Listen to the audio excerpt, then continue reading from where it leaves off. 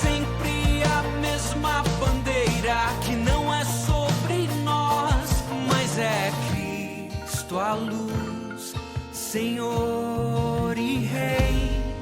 O grande eu sou, com sua voz, nos chama a existir, com Ele caminhar, servir e amar a igreja, seu santo nome, e até o fim sempre glorificar.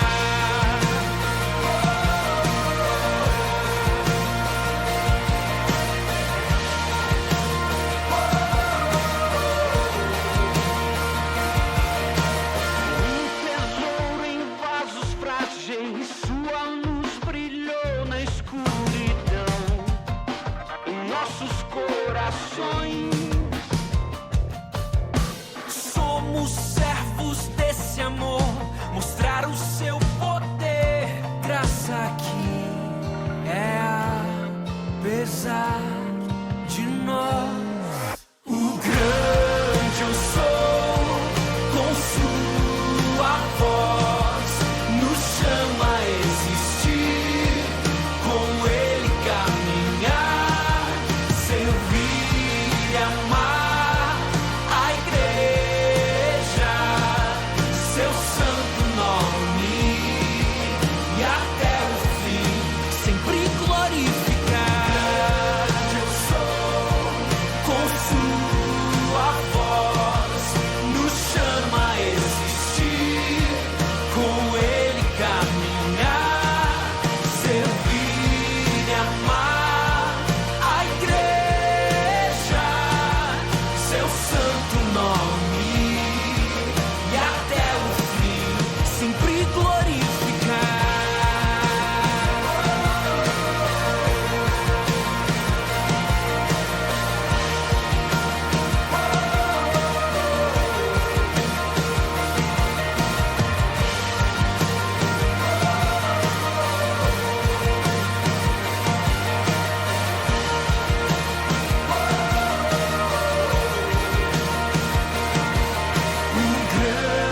Eu sou, com sua voz, nos chama a existir, com Ele caminhar, servir e amar a igreja, seu santo nome, e até o fim. O grande eu sou, com sua voz, nos chama a existir, com Ele caminhar,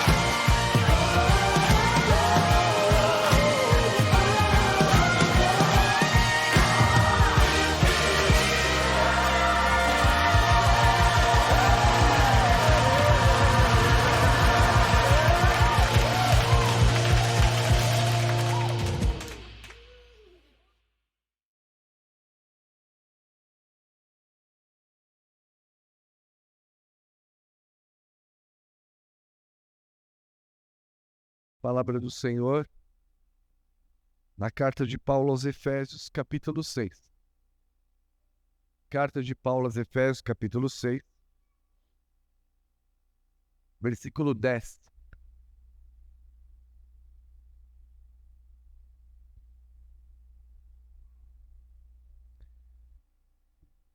Efésios, capítulo 6, versos 10. Hoje nós leremos até o versículo 13.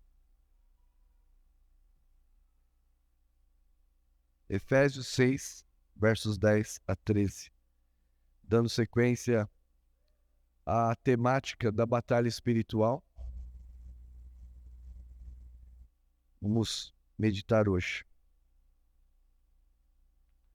Batalha espiritual, deixa sua Bíblia aberta, por favor. Batalha espiritual pode ser definida como a luta entre forças espirituais do mal, lideradas pelo diabo e seus agentes, contra Jesus encarnado, no tempo em que esteve inaugurando o seu reino, e agora contra a sua igreja, a igreja militante. Somos nós. Então esta é a definição de batalha espiritual. Nós temos ouvido e aprendido. A igreja no mundo é militante, é uma face da igreja. Está em pleno combate. Satanás se opõe e rivaliza com o reino de Deus, armando as suas ciladas e emboscadas contra a igreja. Quando nós temos essa percepção da realidade, interpretamos melhor os fenômenos da nossa vida e da vida da igreja, considerando que estamos em uma batalha espiritual. E com discernimento, poderemos agir com confiança e sabedoria. E esta passagem que leremos trata a respeito disso. Versículo 10. Quanto ao mais, sede fortalecidos no Senhor e na força do seu poder. Revesti-vos de toda a armadura de Deus, para poderdes ficar firmes contra as ciladas do diabo. Porque a nossa luta não é contra o sangue e a carne, e sim contra os principados e potestades, contra os dominadores deste mundo tenebroso, contra as forças espirituais do mal nas regiões celestes. Portanto, tomai toda a armadura de Deus, para que possais resistir no dia mau. E depois de terdes vencido tudo, permanecer inabaláveis. Meu assunto hoje, dentro deste tema maior que é batalha espiritual, é permaneçam firmes, cientes de que a nossa luta não é contra a carne e contra o sangue, em primeiro lugar. Meu foco será a convocação que você recebeu do Senhor. Cada cristão recebeu de Cristo a convocação para ser alistado para esta batalha. Fomos arregimentados em um exército e estamos em combate. E o propósito continua sendo fortalecer a fé dos que têm passado por provações. Fortalecer a fé dos que têm passado por provações, que se sentem derrotados ou estão passando pelo dia mau. Dia mau não significa necessariamente 24 horas, mas uma situação. Nós já passamos por dias maus, em que a nossa força diminui, em que parece que todas as forças do mal querem destruir sua vida, casamento, família, relacionamento com Deus, confiança em Deus e, principalmente, arrebatando a certeza da salvação e da esperança que temos em Cristo. Este é o dia mau. E eu tenho notícias de que muitos de vocês têm passado por esses dias. O texto que temos em mente aqui, diante de nós, tem um contexto anterior, que é o contexto da família e da sociedade. Relação entre marido e esposo, filhos e pais, patrões e servos. O palco das relações onde a batalha espiritual se dá. Como a irmã orou, é nesse contexto da vida comum em que Satanás, a carne e os conselhos mundanos querem cooptar a nossa fé, nos desestimulando. Você deve se lembrar também, em termos de contexto, que Paulo estava preso ao escrever esta carta. Preso provavelmente em Roma. Ele refere-se à sua prisão nesta carta 3 vezes. Esta carta, que talvez seja uma carta universal, endereçada a todas as igrejas, não especificamente a Éfeso. E por que Paulo escreve essa carta maravilhosa, cujo tema principal é a igreja? É narrar as bênçãos espirituais que a igreja desfruta na pessoa de Cristo. Fomos predestinados, eleitos, selados pelo Pai, pelo Filho e pelo Espírito Santo. E, unidos à igreja, desfrutamos da comunhão com Cristo. Este é o propósito. Que vocês tenham em mente os benefícios recebidos em Cristo, entre eles a salvação, a certeza da salvação, o batismo com o Espírito e a união à igreja, que é o seu corpo. Contudo, aqui no final desta carta, que estamos lendo agora, o apóstolo adverte a igreja de que ela enfrentará oposição. O fato de estarmos ressurretos e glorificados em Cristo, que ele disse no capítulo 2, nós já estamos ressuscitados e assentados nos lugares celestiais, não quer dizer que os nossos problemas tenham acabado. Ao entrar para a igreja de Jesus Cristo, não significa que você está imune a pecados, a tentações, a queda e a batalha.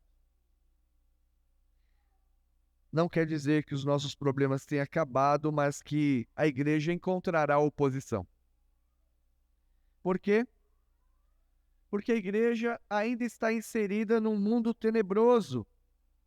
Nós estamos em um mundo tenebroso e somos chamados, portanto, para andar na luz em oposição às trevas. Efésios 5, versículos 7 a 11. Abra sua Bíblia, eu lerei. O apóstolo falando sobre luz e trevas, sobre a vida cristã em meio a este mundo tenebroso. Portanto, não sejais participantes com ele, pois outrora erais trevas, agora sois luz no Senhor, andai como filhos da luz. Porque o fruto da luz consiste em toda bondade, justiça e verdade, provando sempre o que é agradável ao Senhor. E não sejais cúmplices nas obras infrutíferas das trevas, antes, porém, reprovai-as.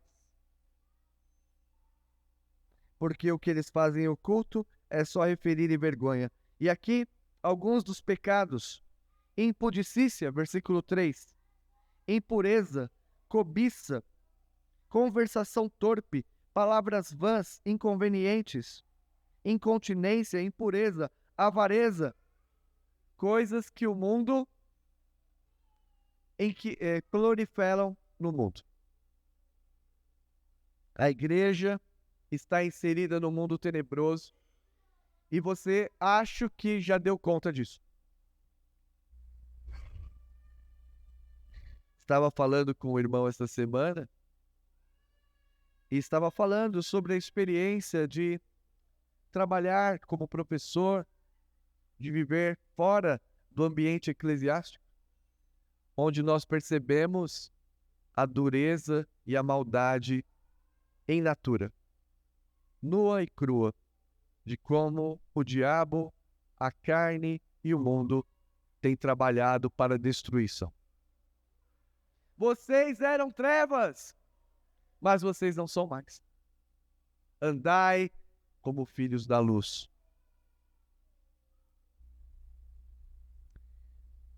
As forças espirituais do mal atacarão continuamente. E aqui, lembrando de sermões anteriores, não se trata de um dualismo, como ensinado no segundo século, maniqueísmo, tipo Star Wars, o bem contra o mal, não. Nós temos aqui essas forças espirituais atacando, mas atacando a igreja militante. Satanás nada pode contra o Cristo glorificado. Nada pode contra os santos que já estão na igreja triunfante. Mas o ataque é contínuo. E Satanás, seus anjos, a carne e o mundo o atacam em muitas frentes. E qual é um dos objetivos? Evitar que vocês desfrutem dos privilégios alcançados em Cristo.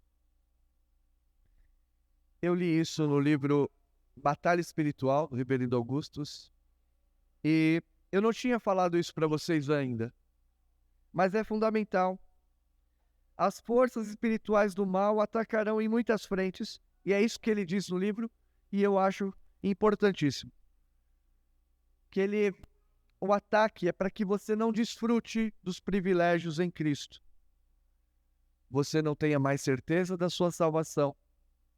Não tenha alegria nas coisas espirituais. Seja relapso nas coisas espirituais. Abandone, não tenha alegria em orar, não tenha alegria em servir, não tenha alegria no Senhor. E sua vida fique totalmente tomada por esse mundo. E a alegria vai embora. A esperança vai embora. E você vai dissipando. Esse é o objetivo de Satanás também. Que você não desfrute dos privilégios alcançados pelo Deus Pai, Filho e Espírito Santo. Alegria, satisfação na alma, louvor nos lábios, serviço aos santos. E então, também faz com que nos desviemos da direção e o propósito. Nosso coração fica ocupado com as coisas deste mundo. Os cuidados, os prazeres, os deleites, as fascinações do mundo cooptam e sufocam a fé.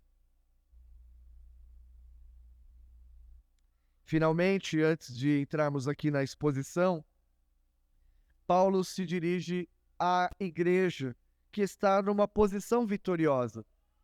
Nós já estamos ressuscitados com Cristo, assentados nos lugares celestiais, selados para o dia da redenção, glorificados, mas a vitória da igreja militante não está totalmente consumada. Ainda vivemos neste mundo mau. E nesse contexto que é a primeira palavra do apóstolo sobre a necessidade de fortalecer-se. Nesse livro, não ia comentar sobre isso, mas vou comentar. Falei, não vou falar, mas acho que é o Espírito falando também. Reverendo Nicodemos faz o seguinte: qual a imagem que você tem da igreja? E ele cita alguns, entre eles que a igreja é uma enfermaria. A igreja tem que cuidar dos doentes. E alguns imaginam que a igreja é só cuidar de doente. E aí você fica na enfermaria. quer ficar na enfermaria, ser cuidado, cuidado, cuidado, cuidado. Mas não é essa a imagem que a Bíblia traz da igreja. Que a Bíblia traz a imagem correta. São de soldados caminhando em meio a sangue, mas avançando. Essa é a imagem da igreja. E aqui, então, necessidade de fortalecimento para a batalha. O tentador não pouparia os discípulos. Nosso Senhor avisou Pedro: Pedro, Pedro, Satanás vos reclamou, ele pediu insistentemente para provar você, Pedro.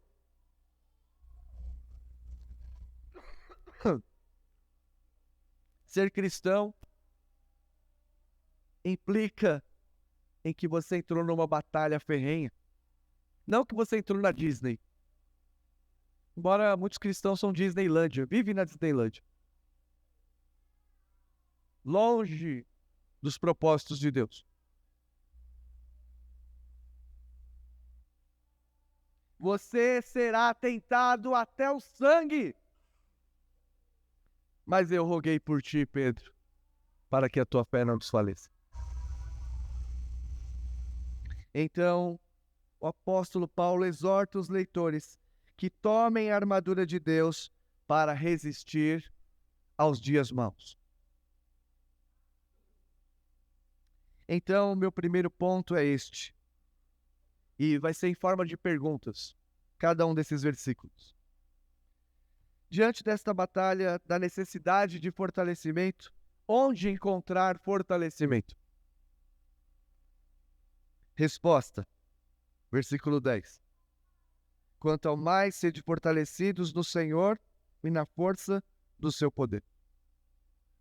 Considerando que nossa batalha é espiritual também, só poderemos obter vitória com armas espirituais. Porque as armas da nossa milícia não são carnais, e sim poderosas em Deus, para destruir sofismas e levar cativo todo pensamento a Cristo. Como você tem enfrentado as suas batalhas? Terapia, férias, descanso, remédio. Mas essa batalha não é enfrentada somente com essas coisas. Se você não fortalecer-se no Senhor e na força do seu poder, brevemente você estará caído, morto no campo de batalha. Morto, sem fé, como um pau seco. É assim que você estará logo, logo. Como eu disse, só podemos obter vitória com armas espirituais. O apóstolo Paulo está sendo rejeitado pela igreja de Corinto quando ele diz isso. Quando eu falei, as nossas armas não são carnais. Ele está sendo rejeitado. A sua autoridade está sendo testada. E ele diz, vocês estão agindo na carne, mas eu não vou responder com a carne. A minha arma é espiritual. E a batalha, a raiz dela é espiritual. O apóstolo Paulo estava lidando com a resistência pecaminosa, mas ele diz que a nossa vitória não é com recursos humanos, mas com armas espirituais. Primeiro ponto, versículo 10. Onde encontrar fortalecimento? Resposta, no Senhor e na força do seu poder. Mas você tem desprezado isso. Dia após dia, desprezado, usando todos os recursos que vê à frente, todos os ídolos que lhe oferecem. Em breves dias sua fé será dissipada. Quem sabe você cairá pelo caminho. Porque só há um em que podemos resistir nesta batalha. Então a primeira pergunta, onde encontrar fortalecimento? Resposta, somente no Senhor e na força do seu poder. Segunda pergunta, nesta batalha, o que devemos fazer? Versículo 11, parte A. revesti-vos de toda a armadura de Deus. Você se lembra de uma batalha simbólica entre Davi e Golias? Pequenino Davi, colocam uma armadura nele de guerreiro, mas Davi era pequenininho. Pesada aquela armadura, ele acabou recusando. Davi recusou a armadura convencional, mas ele foi à batalha com Golias revestido pelo Espírito Santo. Ele já tinha sido ungido por Samuel. E ali, naquele campo de batalha, Davi diz: você vem contra mim com paus e porretes, lanças e espadas. Eu, porém, vou contra ti, no nome do Senhor. Com uma funda na mão, uma baladeira, um estilingue, contra um gigante experiente. Sem a devida precaução, não resistiremos às armadilhas lançadas pelo diabo. Deve revestir-se de toda a armadura. E esta armadura é espiritual. Na aplicação eu vou falar um pouco mais sobre esse tipo de armadura. Versículos 11 e 12. Contra o quê? E quem devemos nos defender? Versículo 11, parte B. Para poderdes ficar firmes contra as ciladas do diabo, porque a nossa luta não é contra a carne, contra o sangue, e sim contra principados, potestades, contra os dominadores deste mundo tenebroso, contra as forças espirituais do mal nas regiões celestes. Contra o que e quem devemos nos defender? Contra as astutas as ciladas do diabo. A palavra aqui é método. São os caminhos que o diabo usa. E geralmente ele usa a técnica de guerrilha. A técnica de guerrilha é nunca enfrentar o seu inimigo em campo aberto. É agindo através de emboscadas, traiçoeiramente. Nós precisamos estar revestidos contra essa cilada. Nunca no campo aberto, mas sempre por emboscadas. Satanás e seus anjos operam no mundo natural contra os discípulos que compõem a igreja militante. Quais, como eu disse, são as fontes da batalha? O próprio diabo, a nossa carne e o mundo. E também já falei para vocês que as tentações do diabo podem variar. Os ataques podem ser diretos, como fez no caso de Jó. Perdeu seus negócios, sua família, sua dignidade social, sua autoridade social, sua saúde por um fio. Foi tocado pelo mal através do diabo. Esta é uma maneira. Mas há maneiras mais sutis, como no caso da tentação de Jesus. Aproveitando as fraquezas, você está com fome, eu te dou pão. Você quer felicidade? Eu te dou isso aqui em troca. Você quer o reino desse mundo? Eu te dou. Mas você tem que me adorar.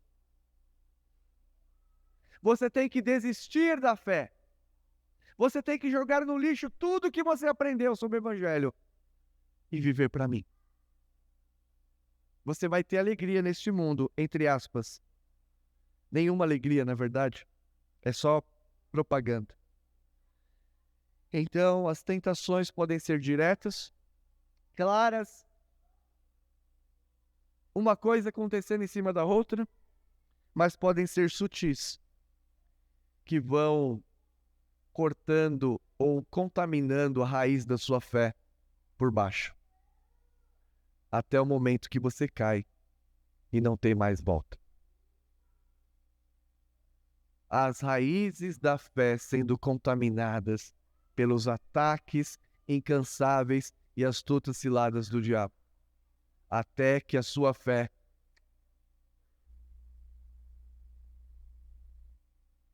seja totalmente retirada. Então, irmãs e irmãos, a batalha espiritual contra quê? Contra as astutas ciladas do diabo. E contra quem? Contra as forças espirituais do mal. Que expressões são essas? Que englobam principados e potestades. Como eu tenho ensinado também, Satanás tem um governo parasita, um império parasita. A palavra principado aqui no texto, contra principado, é uma região governada por um príncipe. Alguns usam essa passagem para confirmar a ideia de demônios territoriais, que em determinados lugares têm demônios e outros não. Mas não é isso que a passagem está dizendo. Não se refere apenas a questões geográficas, mas os limites da ação dos demônios. Eles agem, se organizam, vivem suas próprias regras. O apóstolo Paulo chama de império das trevas. Você sabe o que é império das trevas? Império é um reino imposto. Usurpado é um reino tirânico. Assim que Satanás age. Ele tem porções e utiliza porções, ataca as pessoas, mas com um reino usurpado e tirânico, contra as forças espirituais do mal e potestades, mas também contra os dominadores deste mundo tenebroso, os agentes do mundo natural. Governantes investidos de poder, juízes, líderes, cuja mentalidade é dirigida pela apostasia. Pessoas que usam instituições para militar contra a igreja de Jesus, quem tem poder econômico. Esses dias eu estava falando para minha esposa, tem alguns produtos de cabelo lá, não é para mim, com certeza. E tem uma empresa famosa, não vou falar o nome aqui, mas é de um coelhinho, que não é testado em animais. Você compra, que bonitinho, não é testado em animais. Essa mesma fundação criou um livro de Gênesis, recontado, da relação dos homens e dos animais, onde o homem não é superior ao animal. Essa mesma empresa, bonitinha e fofinha, acabou de publicar lá um Gênesis em que não há morte de animais, não há sacrifício. Os dominadores deste mundo mal, com seus recursos políticos, financeiros, econômicos ou de influência, militam contra a igreja. É contra isso que nós estamos tendo que lidar, não só nós, mas desde a época de Paulo. Desde a época do Éden, perdão. Contra o quê? As ciladas. Contra quem? Poderes espirituais e poderes humanos que unem-se contra Cristo. E sacodem dos seus ombros, rilham os dentes contra o seu ungido, não querem seu governo. Qual a finalidade da batalha espiritual? Versículo 13. Portanto, tomai toda a armadura de Deus. Qual a finalidade? Para que possais resistir no dia mau. E depois de ter vencido tudo, permanecei inabalável. Então, para que Deus manda o vento? Para você suportar. Satanás envia suas setas agudas e inflamadas para minar a fé, para tirar-nos a alegria do Senhor, para nos desviar do serviço e da expansão do reino, distraídos com as coisas desse mundo.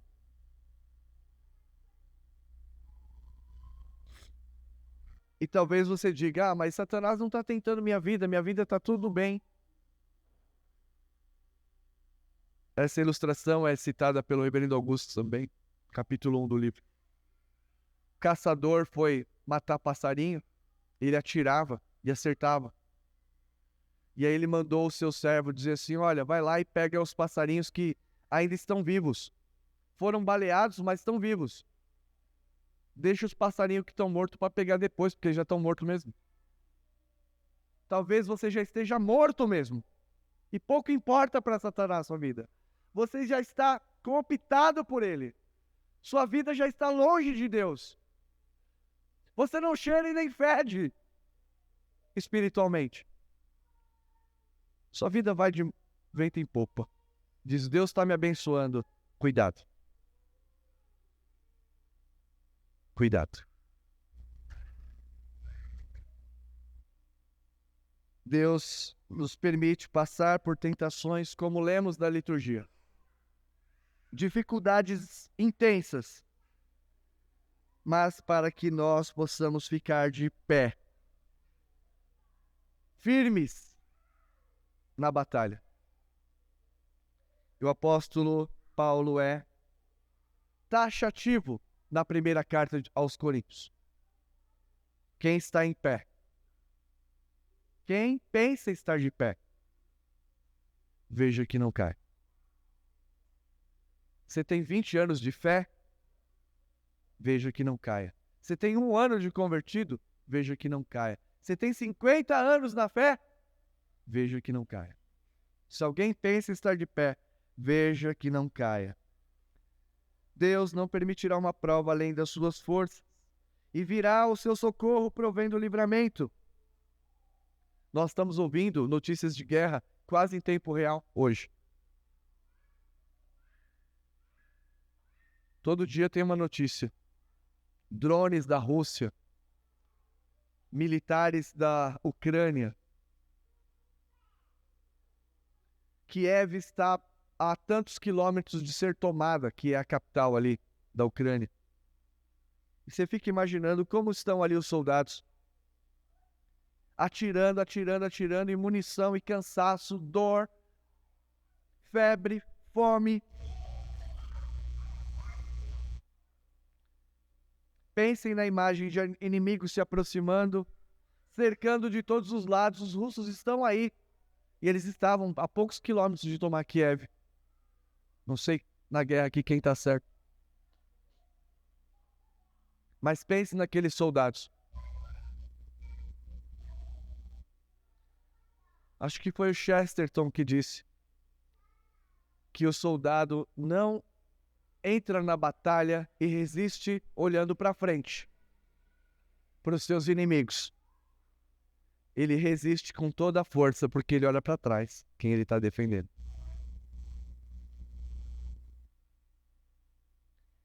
Davi experimentou muitas vezes inimigos ao seu redor.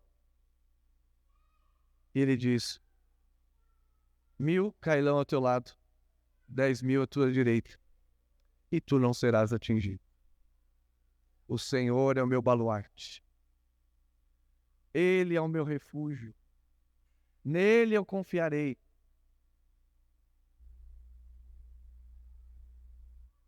O Senhor é o socorro nas tribulações. Mas quem pensa estar de pé, veja que não cai. Eu quero compartilhar, então, resumindo, onde encontrar fortalecimento? No Senhor. O que devemos fazer? Revestir-se de toda a armadura. Contra o quê? Contra as astutas ciladas. Contra quem? Os principados e potestades espirituais e os dominadores deste mundo. Qual a finalidade? Permanecermos firmes e inabaláveis. Primeira aplicação. A armadura de Deus, quando nós colocamos, nos capacitará a paciência confiante e a perseverança contra ciladas e ataques. Tem esse aspecto da armadura, que resistindo com aquele equipamento, a gente consegue tomar as bordoadas, bala, canhão, pedra e bomba. fogo cruzado, ataques incessantes, mas você está com a armadura de Deus. O cristão deve se apropriar dos meios ordinários que Deus nos deu para permanecer inabaláveis. A gente não vai sair amarrando, né? Amarrando, está amarrado em nome de Jesus. Nós não cremos nisso. Nós cremos que Cristo já venceu Satanás e amarrou o valente. Mas nós temos que usar os meios ordinários. A oração, a palavra, a verdade, a justiça nesta batalha espiritual. E o que significa permanecer firme e inabalável? Não é difícil pensar nisso. No contexto do terror da guerra, gente chorando, gente que perde a perna, perde o braço, gente que tem colapso de loucura por causa do barulho das armas, fome, sede, sem sono, gente que não vê a hora de terminar a batalha. Mas nesse terror significa manter-se sereno, confiante, mantendo o foco, olhando firmemente para o autor e consumador da fé, avançando em cada etapa com o comando do nosso capitão. Apesar das baixas, são muitos que corriam bem, mas agora longe de nós vão. Muitas baixas na igreja, muitas baixas na fé. Você vai olhando para o lado e diz: Senhor, continue firme e inabalável. Apesar das ameaças, das baixas, das dores e do medo. E em segundo lugar, nós devemos pôr essa armadura. Nós somos oficiais de Deus. A igreja tem um aspecto da enfermaria, sim, mas qual a enfermaria que guarda, que o doente fica lá para sempre? Ninguém aqui que é internado quer ficar lá sendo tratado a vida toda, né? Mas na igreja você quer. Preciso ser tratado. Tô doente. Tô quebrado. Não sai dessa nunca. Quando é que você vai entrar na batalha? Quando é que você vai empunhar a arma do Senhor? Quando é que você vai defender os seus irmãos? Quando?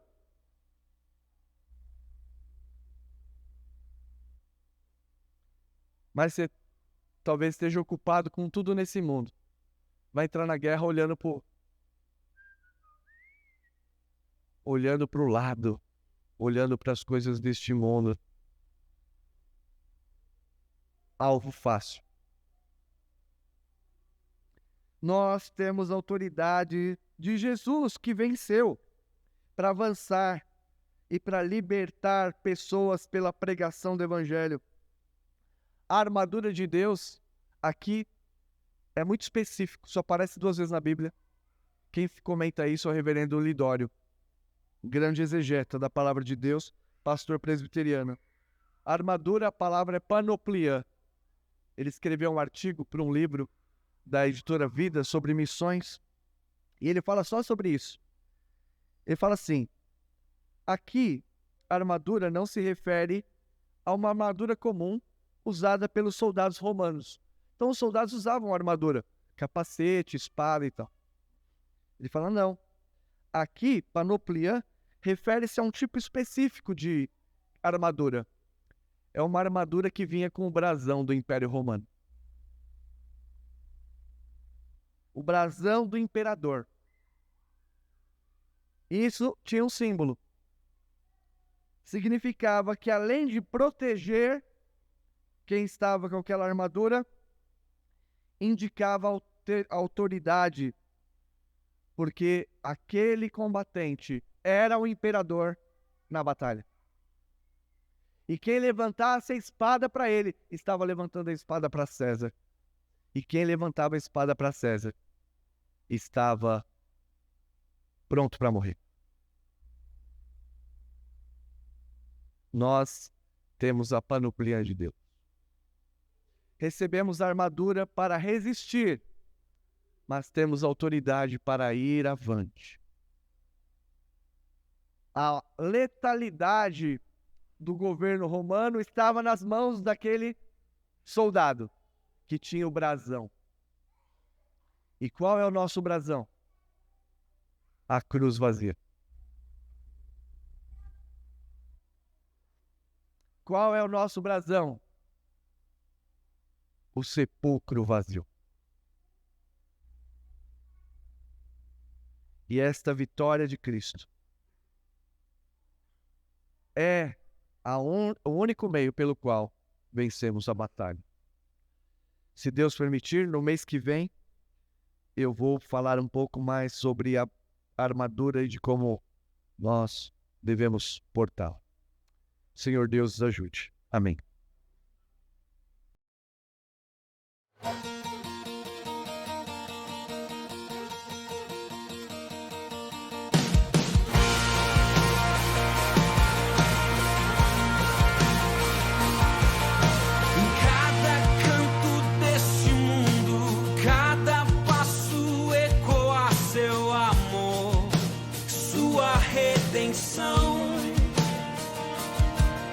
Sempre a mesma bandeira que não é sobre nós, mas é Cristo a luz, Senhor e Rei.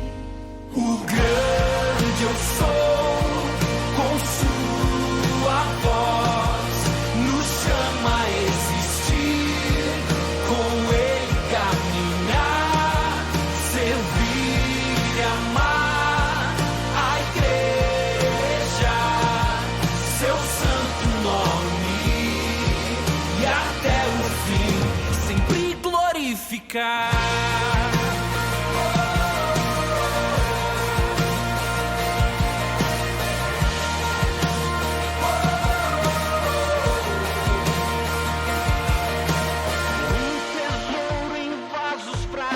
Sua luz brilhou na escuridão em nossos corações.